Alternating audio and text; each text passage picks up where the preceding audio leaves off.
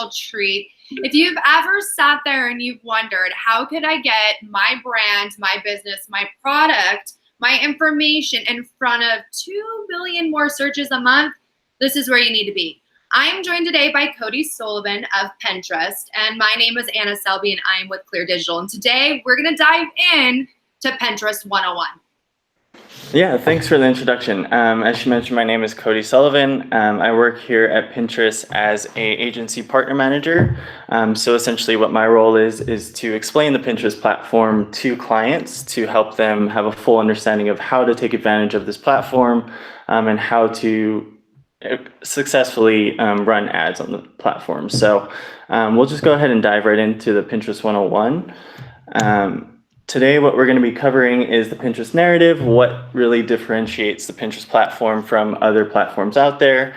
We'll go through different campaign objectives, targeting and audiences, creative types, and the certain attribution window that we use for Pinterest. And then we'll also do a quick little ads manager demo at the end. Excellent. And something to note, it's kind of important, if you're wondering how we became connected, obviously Klear Digital, we're a data analytics company. So a lot of the stuff that we do is data backed. And we found a huge synergy with Pinterest because they are content driven and they're targeted and niche to specific interests. So it's very tailored interest, which is a huge win for everybody. Yeah, definitely. Yeah, so we'll just kind of dive into the Pinterest mission here. So the Pinterest mission is to bring everyone the inspiration to create a life that they love. So really what Pinterest tries to do is inspire everyone to discover something that will really benefit their life. And I think that ties in very well to what we're hoping to achieve with all of you. So with Pinterest, it's a very different mindset across other different social networks. So for example, with Facebook, it's very much a social aspect where you're just really looking to interact with your friends, your family, see what they're interested in. With Snapchat and Twitter, it's a very instantaneous process where you're just trying to showcase what you're doing right at that moment. With Google, you already know exactly what you want to purchase, what you want to discover, so you're not really looking to sway that decision at all. With Pinterest, it's a place where you're discovering that new idea, new brand, new thing to really improve your lifestyle. And it's very much so a personal driven thing on Pinterest as opposed to other platforms, which is a super unique thing. This is really an opportunity where they could stand out with brand impression, a little bit more brand awareness. And in this stage, it's their opportunity to provide the information maybe to the solution or need that that person's looking for, right? Yep, exactly. So it's really just inspiring people at a very early stage with that awareness aspect. And then we're still also able to push them through the funnel as we'll actually cover that throughout this presentation as well. Excellent. So this is just kind of a graph that showcases that pinner mindset. So as you can see, Pinterest is a place where people come to months in advance to make these planning decisions. So things like life moments, like if you're planning to have a newborn, or if you're planning to have a puppy, or planning for your wedding, you come months in advance to Pinterest to discover those things. And then you get pushed down the funnel weeks in advance. That's where Amazon and Google, those purchase decisions start to come into play. And then that social aspect comes near like the day of, where you already made that purchase or you're about to make that purchase, and you're going to showcase that on other platforms. So as you can see, Pinterest is a very early step in this entire purchase cycle. Absolutely. All right, perfect. So we'll just kind of go into some basic audience analytics of Pinterest. Recently, we've actually updated number for people who use Pinterest each month is actually 320 million monthly active users. So we're continually trending in the right direction to have a broader user base. There's a 40% year-over-year growth, as you can see there, with 50% new signups are men, which is, in the past, Pinterest has actually been stereotypically a female dominant driven platform, but men actually our largest growing audience on the platform. 80% use Pinterest mobily, so that's always important to take into account when you're developing these ads, is to make them mobile friendly as much as possible. So there are also 2 billion monthly searches on our platform with that search side of Pinterest, and then 100 billion pins and ideas on the platform are continually being utilized on our platform. That's huge. And I think we were talking the other day, something to note, and we're going to dive a little bit deeper into this later on in the presentation, is there's a lot more attention being placed on Pinterest now that they're focusing on the multi-channel attributions. At one point when individuals were either signing up for a registration, an application, or buying a product, they were just tracking at point of purchase. Now, as analytics has developed and digital age has evolved, when they're looking at the multi-points, is actually, we were looking at Pinterest is owed 30% more credit for the attributions, and they're actually responsible for 30% more of the purchases than we even realize. Yeah, no, definitely. I think that's a huge thing that people don't necessarily realize, is that Pinterest influences all of those purchase decisions. And once we take that into account for how influential Pinterest can be, you can really take advantage of that. Huge. All right, awesome. So we'll just kind of dive through a high level for the campaign objectives that are available on Pinterest. So as I kind of mentioned, Pinterest does mirror the marketing funnel very well with driving that top of funnel awareness through consideration and finally to purchases. So with that awareness piece, it's very much so a personalized discovery where we're targeting people with their basic interests, things that they are looking to discover, driving them through consideration with the search aspect, as well as different audience targeting, which we'll dive into later on as well. And then we can also push them through to the purchase with other campaign types that we have. So for solutions to achieve your key marketing objectives, we have these different aspects that we can push people from awareness to actual sales. Absolutely. Before we dive into the content, because we're going to dive in, really think of, if you're in the marketing lane of how you're breaking down the awareness, consideration, and sales, it's just like any other funnel. That awareness is really the top of funnel, like the top of funnel where they're just starting to identify that they may have a need and you may be the solution. Then when you dive into that consideration, it's really that middle of the funnel. There's a couple points to that, and I think that Cody hit it pretty well. And Pinterest empowers you to hit not only the information, so when somebody decides they need the need, they're looking and seeking it out. And the other way you can win with Pinterest is when they're going and they've decided they have it, they have the information, now they're starting to compare the alternatives. That's really where you can shine. Then Pinterest will cap it off at the end, like the sales. That's your bottom of funnel. And what I thought was pretty compelling with it is it not only powers the purchase, the point of purchase, but you can really nurture your funnel in post-purchase with the testimonials as well and the content on Pinterest. So it really is an all-in-one funnel. Yep, definitely. And with different types of campaign objectives, which we'll cover in these next slides, you're able to hit each of those pieces to actually drive those actions, such as like the sales actions with conversion optimization, which we'll cover. Yeah. All right, so starting with the awareness campaigns, this is really a solution for like new product launches. If you're just trying to get your brand out there, letting people know what your business is really about, what you can do for them, really just build this ideation within the pinner themselves. So utilizing interest targeting, like I had mentioned before, when people sign up for Pinterest, you select exactly what you're interested in, and that's how you get placed within these interest buckets, and then we can take advantage of targeting people that way, as well as utilizing demographic targeting if we're looking to target millennials specifically, or a middle age range, any type like that with demographics we can hit as well. And then for traffic campaigns, this really helps with top of funnel, or we can also run traffic campaigns for retargeting at the bottom of funnel as well.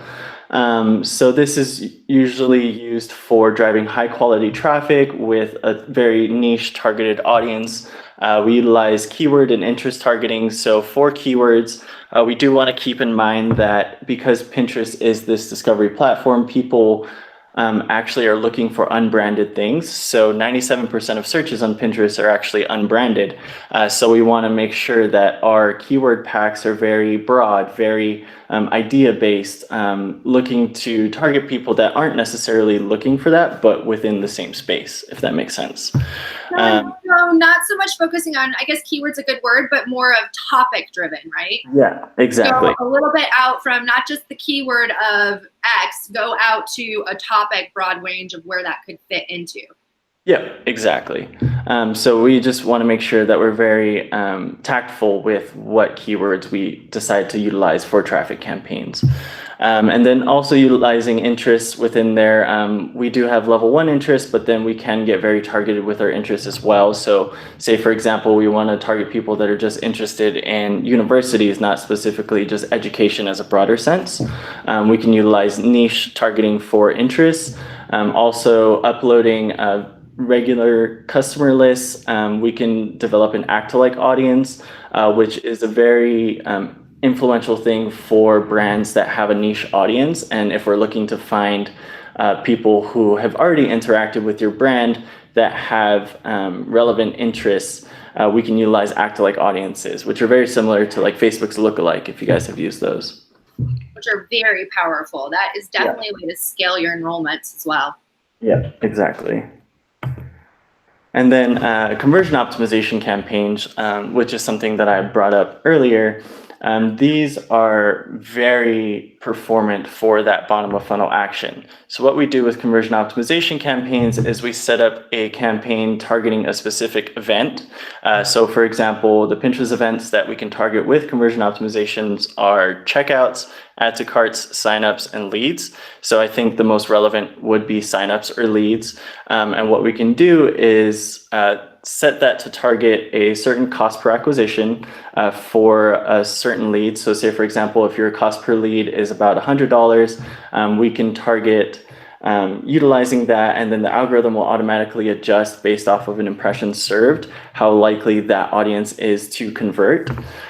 So once we kind of get that rolling, then the algorithm will automatically adjust based around your target cost per lead, how we're going to drive those bottom of funnel actions.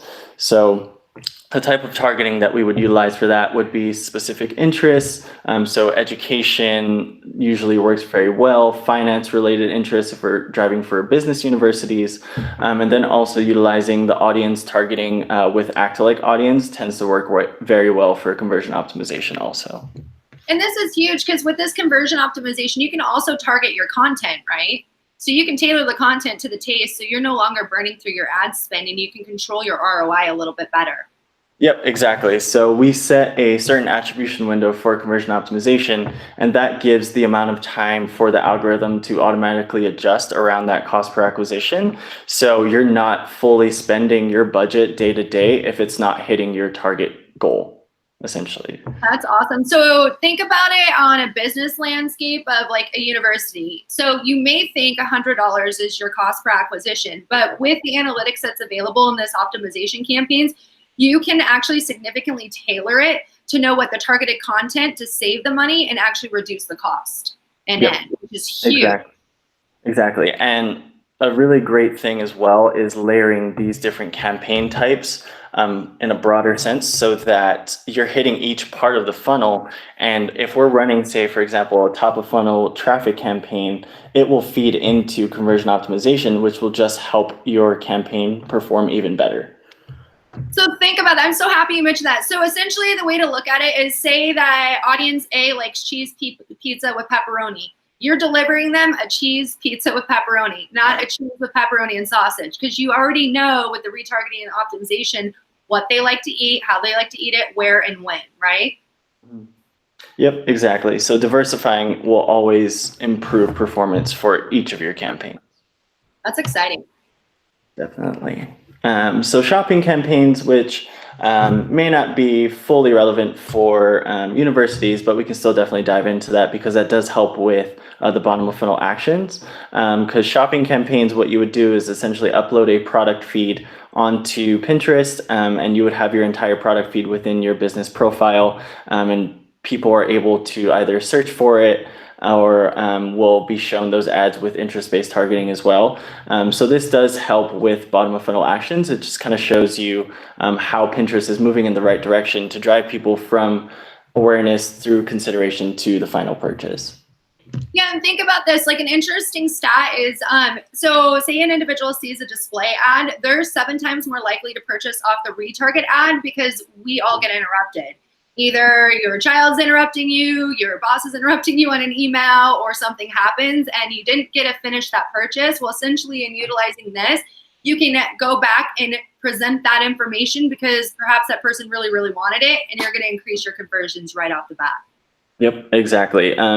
I'm glad you brought that up because dynamic retargeting is probably our highest return product on Pinterest. We have some partners out there that are hitting about a 10x ROAS with dynamic retargeting. So being able to take advantage of that, if at all possible, helps campaign performance exponentially grow. So think about it in a university with the dynamic, what he's saying. Say there's a student online and they're scrolling through and they're getting ready to submit the application, but they got an Instagram notification. So they're going to go to that and they forgot what they were doing. Well, now you as a university have an opportunity to be first in line the next time they go online to whatever, say Pinterest, that platform is, to recapture their interest and convert them. Yep, exactly. Perfect. So for targeting in audiences, we'll just kind of go through the different targeting types that we have available, and then kind of dive through the different audiences that we can take advantage of as well. This is where it gets exciting. So first to start, where do promoted pins appear? In case you're not familiar with the Pinterest platform, we have a home browse feed as well as a search feed. So within the browse feed, this is where we try to make pins as relevant as possible to the pinner so that it's a very seamless process for them and that they're not being just showcased ads left and right. People on Pinterest are actually very much so receptive to our ads because we keep it relevant for them. So within the browse feed, we really want to make sure that we're targeting the right interests, that we have the right audience there. And then for search feed, utilizing those keywords like we discussed as well, making it very relevant to what people are actually searching for. So the available targeting that we have, we talked through the interests a little bit there and the keywords as well. For customer lists, you're able to upload emails or mobile IDs for a strong customer list, and then we'll figure out what people are actually on our platform from that customer list that you upload. We can also take advantage of engagement retargeting. So if we're running a top of funnel video campaign for awareness, we can actually utilize engagement retargeting to recapture that audience who have viewed the video within the platform. We can also utilize visitor retargeting, so setting this up within a traffic campaign where people who eventually visit your website based off of whether it be an ad that we serve them on Pinterest or other ads feeding into that site visit, we can capture a visitor retargeting through traffic, as well as utilizing an act-alike audience within that consideration phase, which I kind of touched on before, where you upload a customer list, you develop this act-alike audience based off of the behavior of your customer list, and then we can really drive that niche audience there. Well, think about it. The more you know up front by utilizing all this available targeting, the more successful not only your targeting is going to be, but also your message, right? Mm-hmm. Yep, exactly. Keeping it as relevant as possible, especially with that act-alike audience, I think will perform the best for universities. So the additional retargeting, we utilize location targeting, excuse me. So with that, we're able to target DMAs, also zip code targeting if we want to get very niche with it, or we can also target by state. And then as far as for other additional targeting, we have device. So Android versus iOS, or if we want to target desktop specifically, we can also target within different languages. There are some languages that we need to be sure that our ads are congruent with what language that it is. So for example, if we're serving ads in French, we want to make sure that the copy that is on the ad itself is in French as well. And then we also do have gender targeting. There are 3 groups that it is split within gender targeting. It's female, male, unspecified. And the unspecified group is just people who signed up for Pinterest very early on. We didn't ask for gender at all when people were signing up for the platform. So that's typically a large female audience there. No. This is nice because with you can do not only targeted content distribution, but with the retargeting and the available targeting, once you start adding those layers, you can start really testing your content to see which type of content is actually going to resonate with a specific audience. And then again, you're improving your ROI, right? Yep, exactly. Perfect. And then the audience types, like we mentioned, the customer list, act-alike, visitor, and then the engagement would be developing engagement audience based off of videos or assets served to them, and then developing that based off of their engagement there. Huge. All right, so we'll just kind of walk through the different creative types available on Pinterest. So for promoted pins, as I kind of mentioned before, we want to make it as seamless as possible, like they're being served organic content, not disrupting as much as possible, really being able to showcase what your brand is, what you can offer them, and how they will benefit from interacting with your brand. And wouldn't you think it's really important to optimize your content tailored to the search? Like you were saying, the keyword search, make sure it's topic driven, and you're really focusing on that? Yep, exactly. So we really want to make sure that when we're utilizing the search targeting, that it is very relevant to where we're placing that ad itself. So whatever text overlay we have within there, the call to actions, the content itself that's within the pin, we want to make sure that it's as seamless as possible so that they're even more likely to interact with that promoted pin. Perfect. Awesome. So the basic anatomy of a pin, we look for tasteful logo placement. So we want to make sure that your brand is on there so that even if an impression is just served, it still showcases what your brand is to the pinner, even if they're just scrolling through. We do encourage having text overlay and a call to action within the pin itself. This really just helps drive that relevancy aspect for people that click through to the website. We want to make sure that they have the full message of what they're getting themselves into so that they don't just bounce. So we want to make sure that whatever copy we have in there is very engaging, really driving them as an action to click through to your website. And then with the image itself, we want to make sure that it's very tasteful, whether it be a lifestyle image or some sort of product image, really to help make that aesthetic as beautiful as possible for the pinner, so that they know that the brand that they're interacting with is a legitimate one, as opposed to showcasing content that isn't very beautiful, isn't very appealing at all. So we want to make sure that we're always aligned with that. So when you say like looking at your pin, you really want to do almost a test to it, like a 2-second test. Out of 2 seconds, if I were to look at this, and I turned away, what did I really gather from it, right? Yep, and as long exactly. as you hit that and you've nailed that brand impression of, oh, that's that company, this is that topic, and they want me to do this for more. Once you get that 2 to 3 second, because you really just have one scroll to capture their interest, and you want it to be a scroll stopper, right? Yep, exactly. We want to make sure that it's something that is beautiful and does capture their attention at the very same time. Perfect. And then do you guys, I don't know if you still suggest, but at one point it was when you're doing the logo placement, you really want to make sure it's at the top 1/3 of the window, and then you can utilize the call to actions in other places, right? Yeah, so that's usually a best practice for sure, just because, say, for example, if your pin is served and it's at the bottom of the feed, at least it showcases your brand logo there. But as long as you have your brand within the image itself, that's kind of the key thing there, because some people will post things and then you don't even have your brand logo on there. So how are they going to know that it's your brand that they're wanting to interact with? And then kind of touching impression, right? When you're scrolling through, are you impressing your brand upon the viewer that's scrolling through? Yep, exactly. And yeah, kind of like I mentioned before with the mobile aspect of 80% people or 80% of pinners use Pinterest mobilely. We want to make sure that the content there is mobile friendly as much as possible. And I do have like a list of best practices for creative that we'll definitely send out to you guys once we kind of get things going.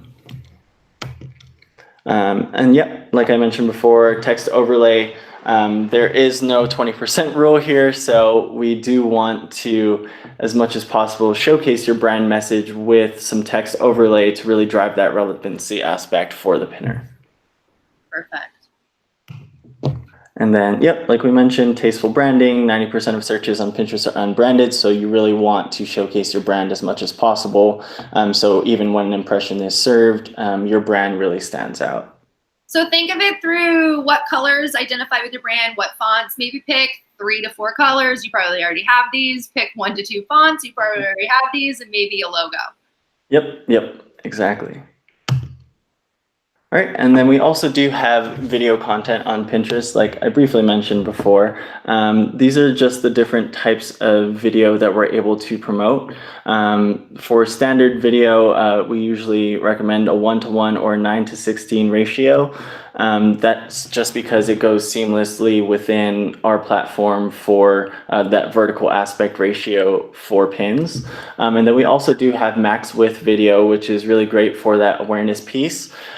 So either having a square video or a 16:9, because that does take up a lot of real estate. So we just want to make sure that that does align with best practice there. Good to know. Right, so now we'll just dive in through attribution. Let me just click through this really quick. We kind of talked about this in the beginning. We hit on it just a little bit. Yep. So for attribution, really the main thing here is that we want to utilize a multi-touch attribution. So for Pinterest, like Anna had mentioned before, it doesn't really get credit for 30% of what Pinterest actually influences for a purchase. So with our attribution, we want to make sure that we're able to capture all of the value that Pinterest is actually adding for your brand.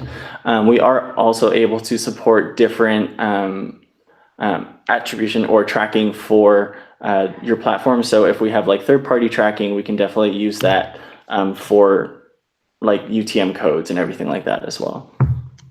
And that's really, if you're not familiar with UTMs, it's UTM parameters, and it's really identifying where the source of the individual. You can track, say Betty came from Facebook, then she went to Pinterest, and then she went and she purchased, or vice versa. The UTM parameters really give you power to track at a very defined level. Yep, exactly. And you're able to actually just track performance of a specific campaign with a UTM code or what action they actually took with that. So it does help a lot, but utilizing the Pinterest tag as much as possible and then being able to track that performance within the Pinterest platform is a very sufficient way to see how the campaign is actually performing also. Yeah, the Pinterest tag is huge if you're really looking to define outcomes or if you're just looking to collect the data as well so you can analyze it for future campaigns. It's huge. Yep, exactly. And it also ties into developing that visitor site retargeting. So having that Pinterest tag will help capture that entire audience, as well as we would need the Pinterest tag on the platform for utilizing conversion optimization campaigns because we would be targeting those specific events. So always taking advantage of the Pinterest tag is best practice. Excellent. All right, so we kind of touched on this. It helps with building audiences, optimizing those campaigns, and being able to track those conversions. So having those event codes specifically for leads, we would be able to see what our cost per lead is as the campaign is progressing, as well as placing other metrics in there, like the amount of estimated revenue for each lead, everything like that. We can track within our ads manager as long as we have the Pinterest tag implemented. And that's huge because if you think about it, especially from a university aspect, if you can take a historical data using this tag and you can take it with each customer and actually use it to forecast the future lifespan of that relationship, you're going to be able to help actually further your budget and set your budget so you can win with ROI and giving you more power and accurate ROI, if you will. Yep, exactly.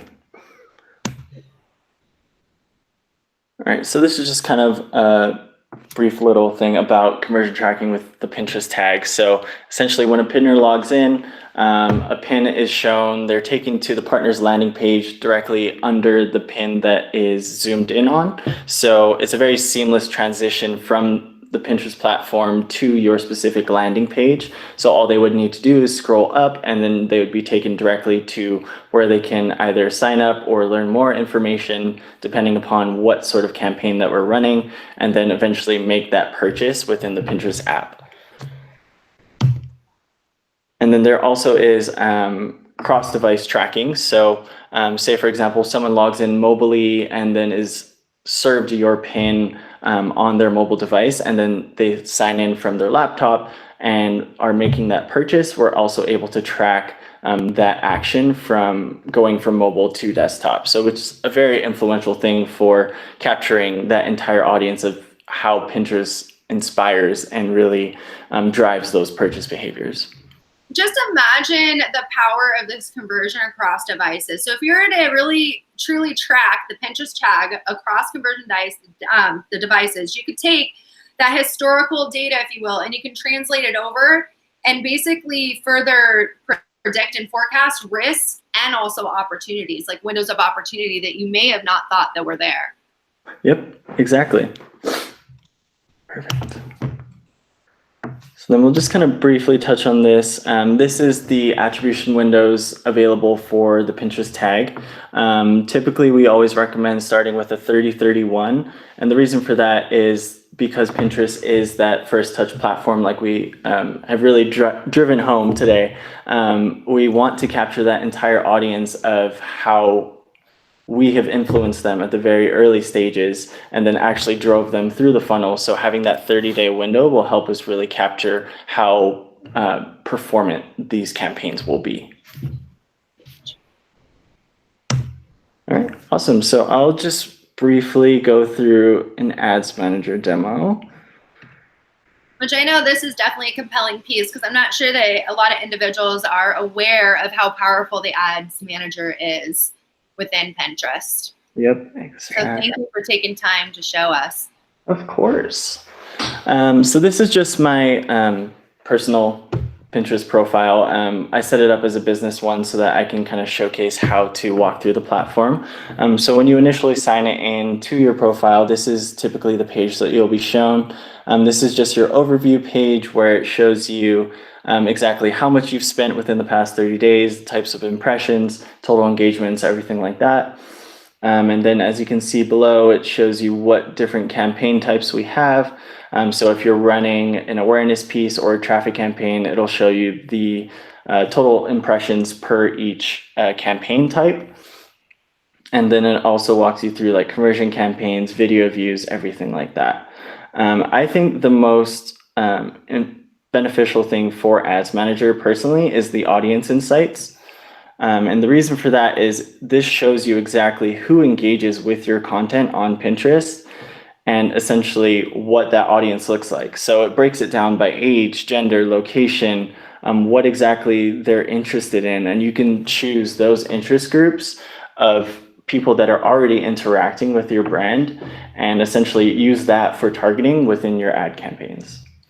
That's huge. So you can tailor your content. And I think also with this over time, doesn't it? I think over time, if you go into the account, after you run them, it'll show the most viewed pins. And what's really nice about it is they'll highlight the 4 to 5 keywords. So then you can go back and redesign your content engines to get a better performance. Yep, exactly. Let me see if that will pull up here. That was like one of my favorite things as content because there's no more guessing. I think a lot of times in marketing, you create a content of what you think you want.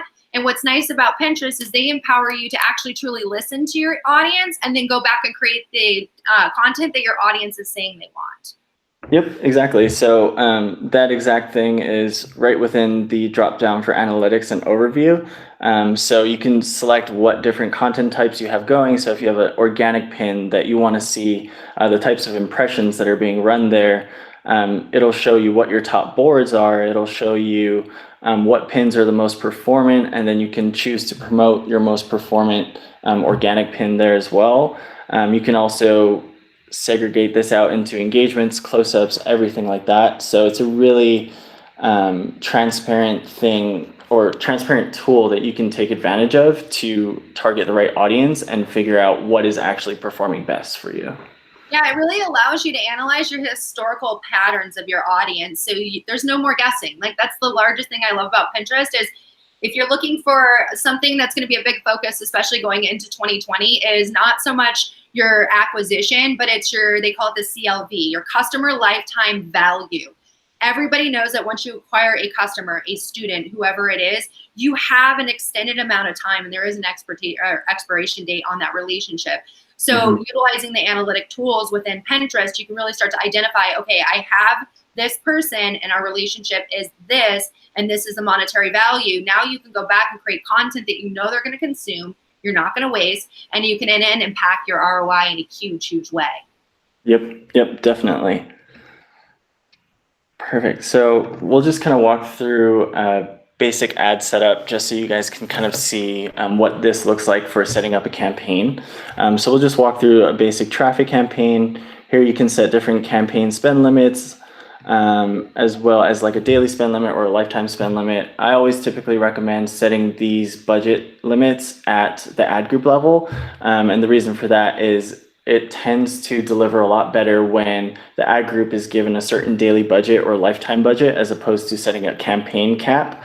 It just is able to optimize appropriately for day-to-day spend at the ad group level as opposed to campaign.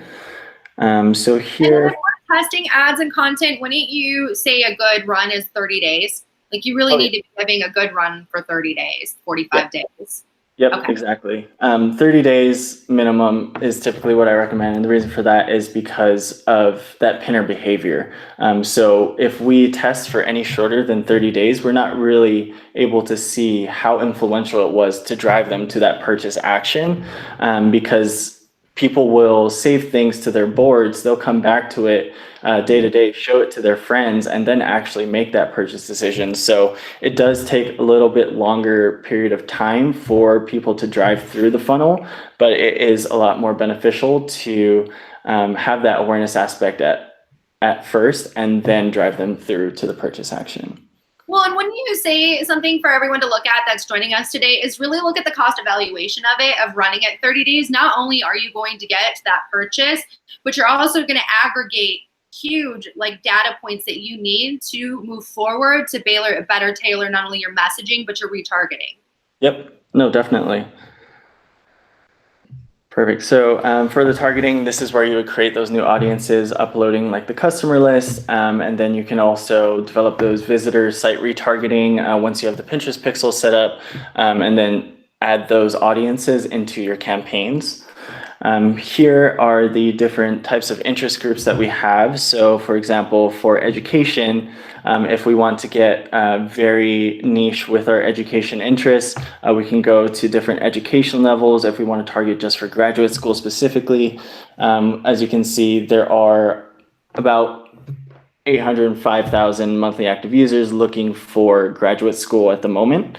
And then adding in other different level 3 interests as well. We can get very niche with like the doctorate or the master's degree, anything like that.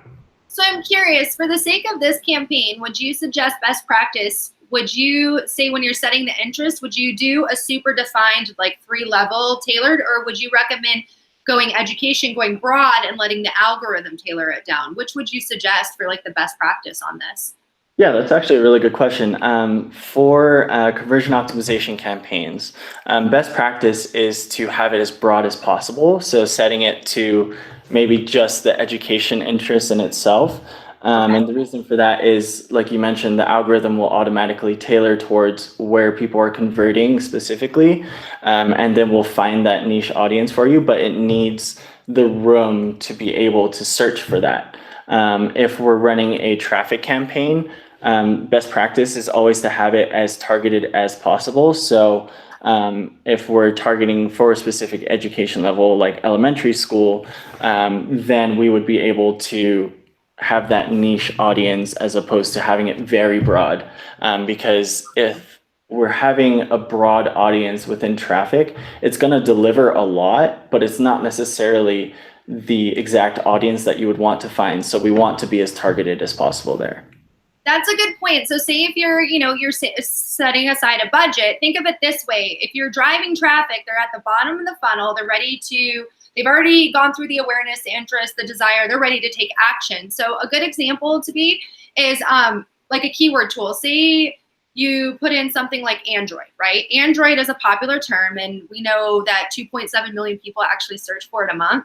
Where I'm going with this is if we were to just use Android in a traffic search, you could get one of three options. You could get mobile users that are searching for how to use it, so help in Android. You could get Star Wars junkies that are looking for droids, or you could get the robot community that's actually looking for androids. So it's really a crapshoot. So I think if I understand you right, Cody, when you're looking for traffic and it's tailored to that conversion, you really want to be niche down. Yeah, no, that's exactly right. We don't want to just deliver as much as possible to an audience that's not necessarily interested in it. So for traffic, we want to keep that as relevant as possible so that every click that you pay for will be something that's actually influential, as opposed to just people clicking through that have no actual interest within the brand itself.